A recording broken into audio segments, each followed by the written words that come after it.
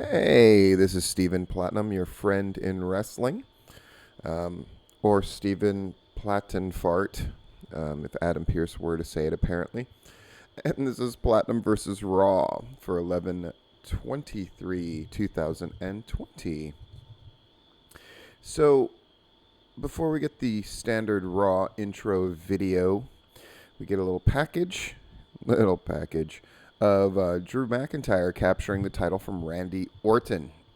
So we're at the Thunderdome inside the Amway Center in Orlando, Florida. We got Tom Phillips, we got Samoa Joe, Byron Saxton. I'm happy about that.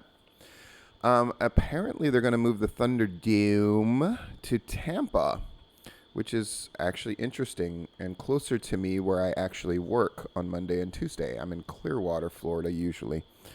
In any case, interesting. Florida ruling the roost when it comes to wrestling. So we're going to go right to the ring, and the men's Raw team is out. And Adam Pearce is there. He talks about last night's Survivor Series, about The Undertaker. My God, they're going to keep doing this Undertaker thing. I know that sounds blasphemous, but man, yeah. So, Pierce, which I really like a lot. He's going to give everybody their chance to make their case for a WWE title shot since they were on the winning team. So Sheamus interrupts and whines about AJ. Oh boy. God, I was hoping all this stuff was done, but it is what it is. He congratulates Drew McIntyre. Sheamus does. And all that kind of stuff. AJ interrupts him, says he disagrees. Basically, they all go back and forth. Whamp, whamp, whamp. Boy, the funny line that they gave Riddle, huh? He pinned King Corbin. Does that make me King Bro? Fucking Jesus. So they all go back and forth. Strowman headbutts Adam Pearce. They go to commercial. Fucking hell. Well, they didn't go to commercial in the middle of a match, at least, I guess. They're going to pay more tribute to The Undertaker tonight. They talk about what Strowman did to Adam Pearce. Phew. They got the New Day, who are the Raw Tag Champions. They're down on themselves.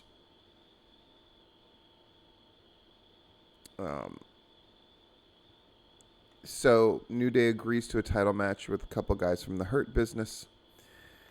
We get that match. But we go to commercial in the middle of it because it is Raw. And I have to make sure that there are people who are not happy. Double count out. Oh, boy.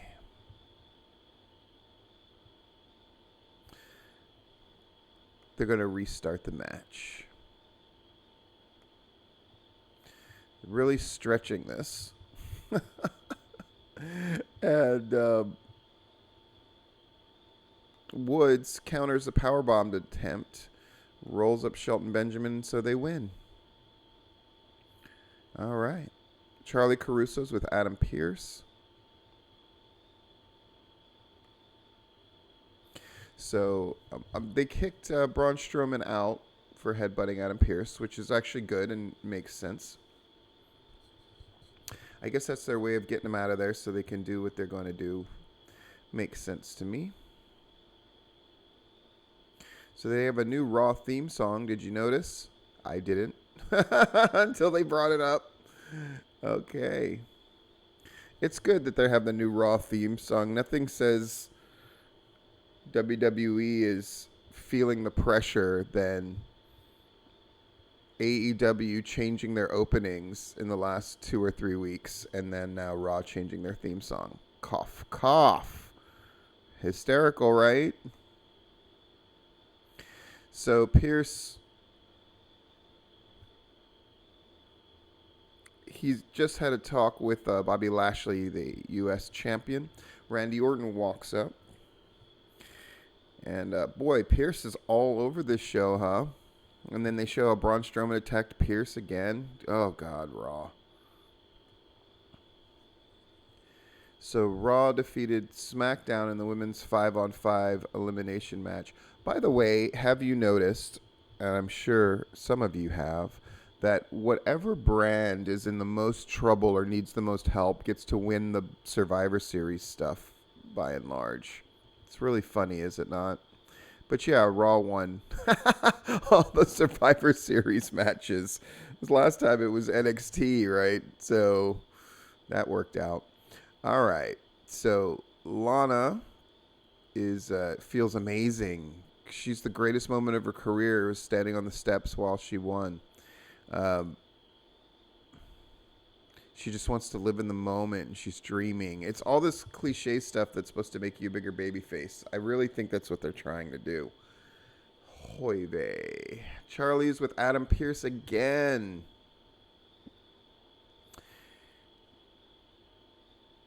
There's going to be a series of 3 singles matches, and the winners will meet next Monday in a triple threat. Oh my God, something that links show to show. It's exciting. And then the winner of the triple threat will become the new #1 contender for a match with Drew McIntyre. Riddle and Sheamus are first. They go to commercial in the middle. Riddle wins.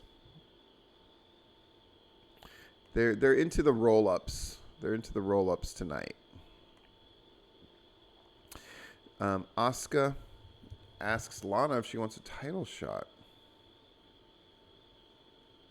She says she's not planning on challenging Asuka.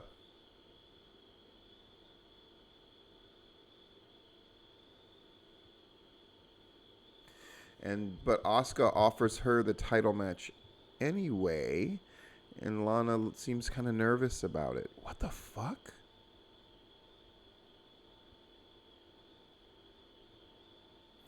Firefly Funhouse is going to return. It's going to be some drama between Nikki Cross and Alexa Bliss.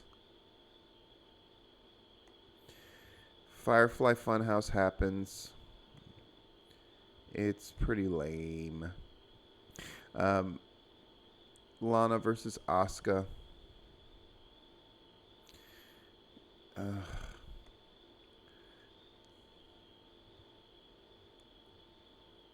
So the tag champs show up.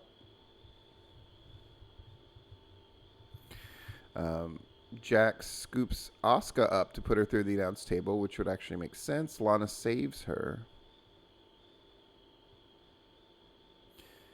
So they challenge Lana and Asuka, the tag champs do. And they're yelling at each other. We get a Christmas promo for the WWE shop.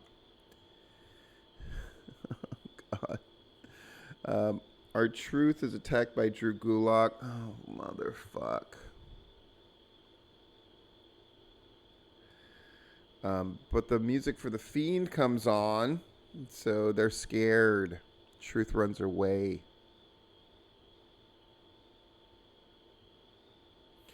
Then the Fiend, someone dressed as the Fiend is there, and Gulak is scared, but it's just Akira Tozawa. Nia Jax and Shayna Baszler against Lana and Asuka. And it's a non-title match, apparently. And guess what? Baszler gets rolled up because everybody's going to get pinned with roll-ups by Asuka. And they get the non-title win. And Lana tells Asuka how much she loves her. Fuck a duck. MVP catches up with Riddle.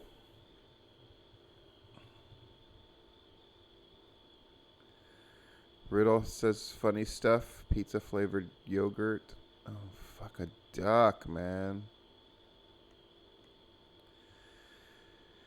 So bad. I boy, I guess you can count on Royal Rumble sort of kick-starting things in the new year. Let us pray, right? So we got Bobby Lashley against Keith Lee. MVP attacks him, Keith Lee, at the end. It was very strange because Lashley tries to put on the Hurt Lock, full Nelson, and Lee jumps goes backwards and falls on him, and MVP hits the ring and attacks Lee. So Keith Lee wins by DQ. Nikki Cross and Alexa Bliss have a really great match in the sense that I don't think Nikki Cross has looked better, and Alexa Bliss appears to be the only person who's having like real genuine fun with what she's doing. So she's working her gimmick, then she acts like she's snapped out of it, and she calls for Nikki Cross's help, and then she hits her with the Sister Abigail and pins her, which is pretty great. Very heelish. Cross sits up. Yeah. So we're going to go back to commercial, and when we come back, we're going to look at Undertaker stuff. And they do. All right. We got Randy Orton and AJ Styles. Very, very good match. Really, really good stuff. Fiend sort of sets up a distraction of a sort.